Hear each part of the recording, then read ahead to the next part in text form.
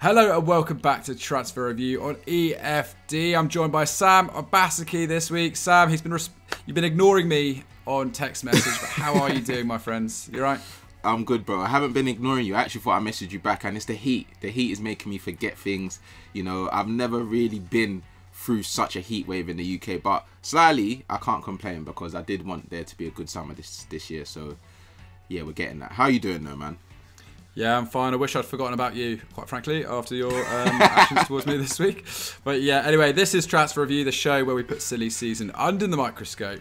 And as always, we'll just bring you some transfers you may have missed from the last week. We've seen Calvin Bassey go to Ajax from Big Rangers move. for 23 million euros. What a player. You're a big fan of Bassey, Sam? Yeah, I think he's really good. And I think Ajax, the fact that Ajax were willing to pay the most, I think Rangers have got. I can't remember the last signing that cost over 20 mil. So yeah, I think that Ajax are showing that they believe in man, and I think he's going to tear it up in the Eredivisie. Yeah, I completely agree with you. I'm excited about that. And I think they've done well to replace him with Ben Davies from Liverpool. He's going to Rangers. We've seen Takefusa Kubo. He's left Real Madrid permanently to join Real Sociedad. He's been on so many loan deals for a 21-year-old. I really hope this goes well for him, Kubo at Sociedad. And we've seen Marseille sign the forward Luis Suárez from Granada for 10 million euros. However, Sam, it's the right name, but it's the wrong Suarez that we're talking about on Transfer Review this week, because the transfer we like is potentially the original Luis Suárez to Borussia Dortmund. Tell us more about this. Yeah, so obviously this week we learnt some really tough news about the Dortmund striker Sébastien Haller. He revealed that he was diagnosed with testicular tumour, and obviously the Ivorian was bought for around 35 million euros. So that obviously wasn't in his plans or Dortmund's plans. He's come out and said that he's going to come back stronger, and he's appreciative of all the love and support that he's got from the Dortmund fans and the Dortmund team as well. Obviously all of the Football Daily family wish him the best of recoveries and hope to see him back playing for Dortmund soon. But obviously now that leaves a gaping hole for Dortmund, because obviously they signed him to be their main man. So now Luis Suárez, a free agent, obviously left Atletico Madrid at the end of last season, is at the top of their list. And I think that this is an interesting deal, mainly because even though he's 35 years old, he's still proven that he is a goal scorer. Last season, he scored 11 goals in La Liga, 13 in all competition, and that took his tally to 452 goals in 730 appearances. He's just proven for over a decade that he's just a mash man. He's going to score goals. Whatever league it is, wherever he goes, he's going to score goals. I think he hasn't failed to score double-digit goals in the last... How many years is it that it says here? Probably I think in it's his probably entire about, career. Yeah, since he broke through and had a few games at Nacional in his first year. After that, so as a teenager, basically for the last 16, 17 years, he's always hit double digits every single campaign. Wherever he's been, be it back in Uruguay, the Netherlands, over at Liverpool, Barcelona or Atletico Madrid, it's crazy. Yeah, it's incredible for a player that's, you know, like we said, has played all over the world, and now obviously he's 35 years old. He's probably he is at the back end of his career and might have one last opportunity at European football, at Champions League football, and Dortmund might be the best opportunity. He still, you know, averages 2.5 shots per 90, still very clinical, scoring 1 in 5 efforts, the same rate that he had for the last 5 seasons. He's also been linked with West Ham, DC United, plus a move back to his first club, Nacional. But Dortmund, for me, would be an incredible move, just because I still want to watch him play, and also I think he will actually thrive in the Bundesliga. But what do you reckon, Henry? Yeah, I mean, we should say that this has come from Sky Sports Germany, and apparently he's been offered to Dortmund as a basically cover for a year, and I think that would be the smart move. Let's face it, they haven't budgeted for this situation at all. I mean, massively unfortunate, and echo everything you said about Haller there. So it is a bit of a tricky situation they find themselves in. But I mean, even if they didn't get a forward through the door, they've still got a pretty exciting attack going into next season. We've seen Karim Adeyemi. He joined from Red Bull Salzburg. He's going to complement, absolute baller. He's going to complement Daniel Marlin, who I think is getting better there. We've seen young Makoko. Marco Reus is still playing well. Giovanni Reina is going to come back from injury. And we've seen the young English star, Jamie Bino Gittins. he's breaking through. They're sort of calling him like the next Jadon Sancho, perhaps unfairly. I don't know if these comparisons are ever that helpful, but yeah, he's there. But Adeyemi in himself is a goal scorer, absolute rapid, scored 19 in the Austrian Bundesliga last year for Salzburg, plus 4 more in Europe, so we can do it on the big stage as well. But there are other potential options out there, which they potentially could consider. I mean, Edinson Cavani, he's still a free agent, also 35. Probably a bit more of a similar fit, maybe to Haller in terms of his playing style. He is reportedly close to signing with Villarreal, but I'm sure Dortmund would be a good fit if they looked to maybe sneak in and steal him from there. He only appeared 15 times for Manchester United last season, but I think Cavani's a class act whenever he's on the pitch, isn't he? We've also seen that Andrea Belotti, he's a free agent too, 28, a lot younger. So you get a lot more value out of him. He scored 8 last season from just 1,300 minutes in Serie A for Torino. I think he's been one of the most prolific strikers in Italy for a number of years now. Draws loads of fouls, wins tons of aerials, takes a huge amount of shots, 3.6 per 90 last season. So I think he would be an excellent fit. Talks that he's potentially going to go to Roma now. Jose Mourinho trying to bring him there to his Giallorossi project. But I don't see him really starting over Tammy Abraham in attack or necessarily next to him. I think it'd be strange to have 2 strikers like that. So maybe if he was looking for more first-team football, Dortmund wouldn't be the worst shout. And then the final suggestion comes in from Doogie Critchley on Twitter, ever reliable journalist that he is, and that is Memphis Depay. I like this suggestion a lot. Apparently Barca are willing to let him go for 20 million euros, which is an absolute snip for the Dutchman, isn't it? Did you see his goal the other day? Unreal. I mean, Inter Milan are horrible, but fair play to Depay for sort of showing them up in that game. Inter Miami. Don't say Inter Milan. If you say Inter Milan, Inter Miami. Bro. Inter Miami. Big difference. Confusing that is horrible. Thank you for correcting me on that one. It's an early morning start. But yeah, you're right. I think now Robert Lewandowski's actually gone there. I mean, Barcelona's forward line is just stacked, isn't it? But he still scored 12 last term. Doesn't really want to leave Barca, but I think he'd look pretty sick in a BVB shirt. So if they had the funds to bring him in, I think he would be an excellent addition to that forward line. But Sam, all things considered, who would you be taking in this situation to fill the gap for a year or so? I think I can't look past Luis Suárez just because he's just proven that he's still a goal scorer. But at the same time, Memphis Depay, I like that a little bit, and I think the Dortmund colours, the fans, and how they take in plays, I think he would enjoy an environment like that. I haven't really seen him except from when he was at Lyon be like a main man. Obviously, he went to Barcelona during their reconstruction period, and now they've literally said, you know what, we've got Aubameyang, we've got Torres, we've got Lewandowski now, so they're basically slightly trying to push him out. So I think this would be the perfect time for him to make a move to Dortmund or somewhere else, to be honest. So I would say Suarez or Memphis Depay is my shouts that they should consider. Oh, yeah, I love that. Completely agree. All right, Dortmund fans, what do you want to see your side to? And everyone, get in the comments and give Haller a lot of love. Because, yeah, I mean, what a player. We hope to see him back very soon.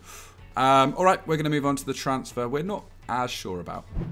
So before we move on to a transfer we don't like, make sure you hit the subscribe button and the notification bell to never miss a video. This is transfer season, so we're going to try to keep you up to date with all of the latest transfers and everything that you need to know about the players that your team might want or the players that your team might not want.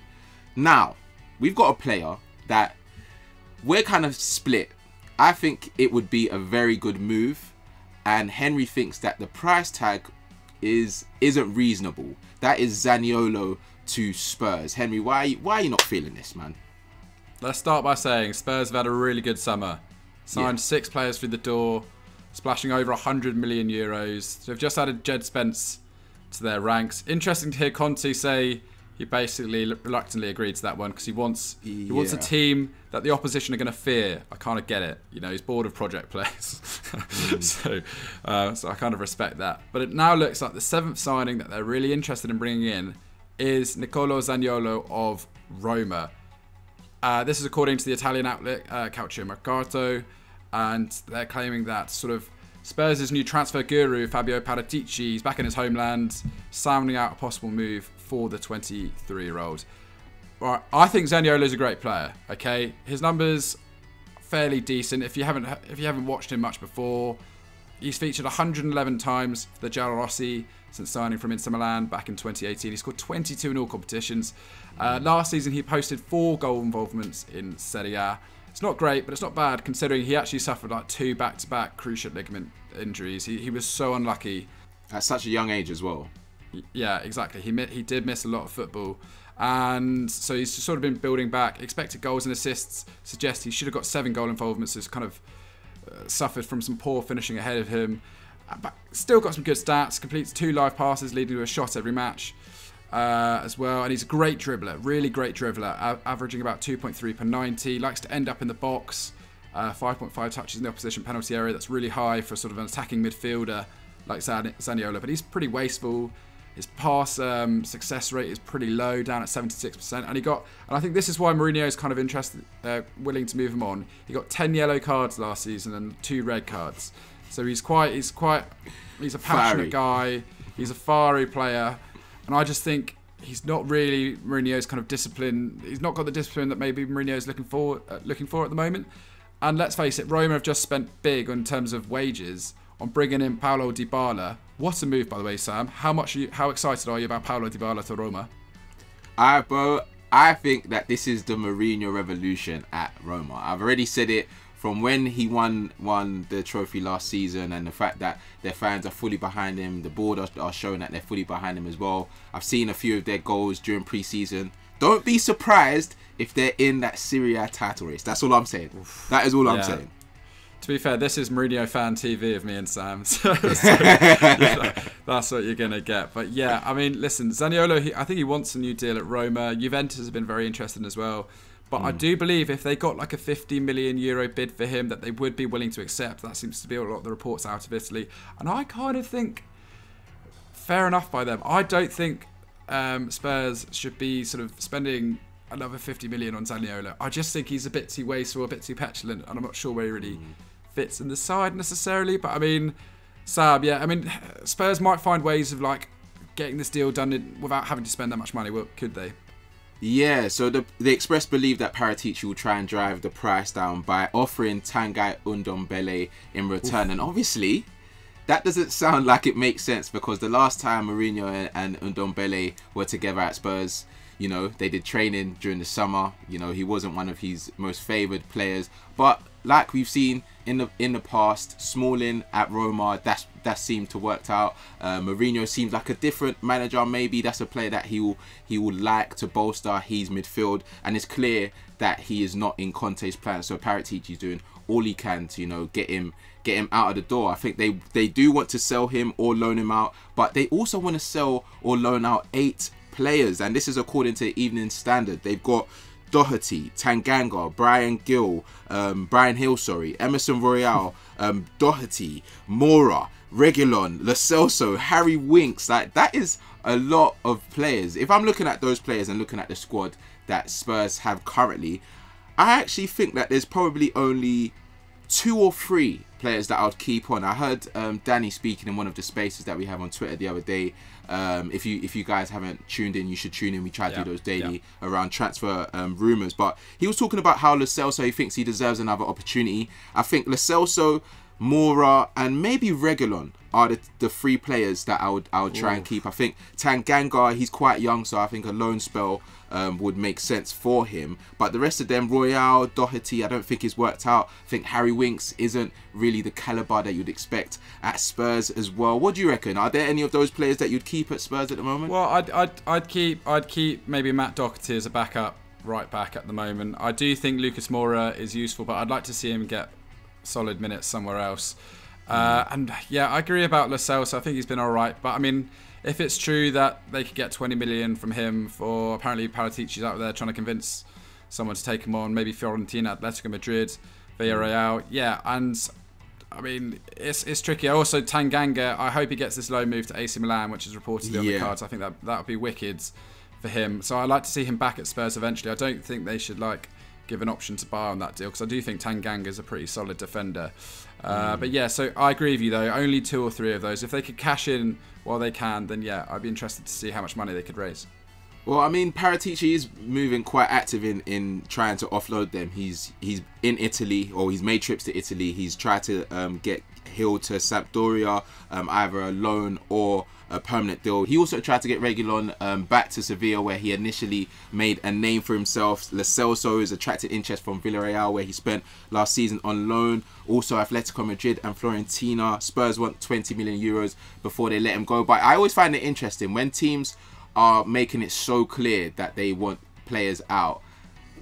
The other teams that they're trying to attract might see that and think, you know what, let's try and get the price down because it's so clear. And that's why it's always a 50-50 thing, because even as a fan, when you're seeing players on your preseason tours that are having minutes, you're questioning, why are they still in the team? What are they doing there? And for me, I can kind of get it, because that type of formula almost shows the teams that they're trying to lure in to sign these players that, you know, they're still capable of playing at the top level, or they're still capable of playing in this type of system. But when you completely say you're not coming on pre-season with us, I think it makes it pretty clear that they're not of the standard that you're expecting. But I think Conte is having that cutthroat, ruthless formula this year, and he just wants to compete across all fronts. And I can hear it, to be honest. I think Spurs, if they can, they should try and raise the funds for Zaniolò, because that would just add a lot of squad depth to their front line that they've already added Richarlison to. You know, they've let go of Bergwijn, who made a move to Ajax. So I think that would be an incredible move, especially if they do let go of Moura and a few of the other midfielders. They definitely need some more fire and power if they're going to challenge for all of these trophies. But what do you actually think they should do? Because I think Spurs, like you said, have had an incredible window, but at the same time, they had a lot to catch up on in terms of Liverpool, City, and even Chelsea to a certain extent. And your Arsenals, you're seeing them being quite active. United have signed a few players. So do you think Spurs have almost bridged the gap? Yeah, I think they've absolutely bridged the gap. I think it's a great window so far. I mean, would Zaniolò be the one? Maybe. He is young, but I think genuinely, if Lucas Paquetá is available, if apparently his price has been slashed, if he is available and Arsenal looking at him, I think Spurs should go all in on him as well. I saw sort of a Tottenham fan cast saying that this is what they wanted to see as well. I think Paquetá is more of the creative midfielder they need at this point in time. I don't think Zaniolo's quite put up the numbers just yet. I'd like to see Zaniolò have another year in Roma before he gets a move, because I think next year could be make or breaks. Let us know in the comments what you think about Zaniolò, whether or not you'd like to see him in the Premier League, whether or not he should stay in Italy, or if they should go for Paquetá. Take my suggestion. But that is it for another week of Transfer Review. Sam, you're over on Snapchat at the moment. What can the people go and see?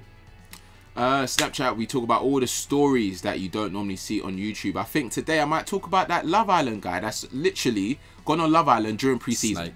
Don't know what he's thinking. You know what I mean? He's playing at a very good standard, but, you know, everyone, decisions, life's about choices and all of that stuff. But also, like I said earlier, Twitter Spaces, we're active on there every single day. So we're trying to get some of you guys involved in the conversation. So hit me up on socials if you want to get involved, if you want to speak about a team, transfer, or whatever. And yeah, that's where we are. Love Island and Football Daily. There you go. Match made in heaven. All right. Let us know who you think would win Love Island out of the Football Daily crew. And we will see you next time. Bye-bye. Bye-bye. Peace.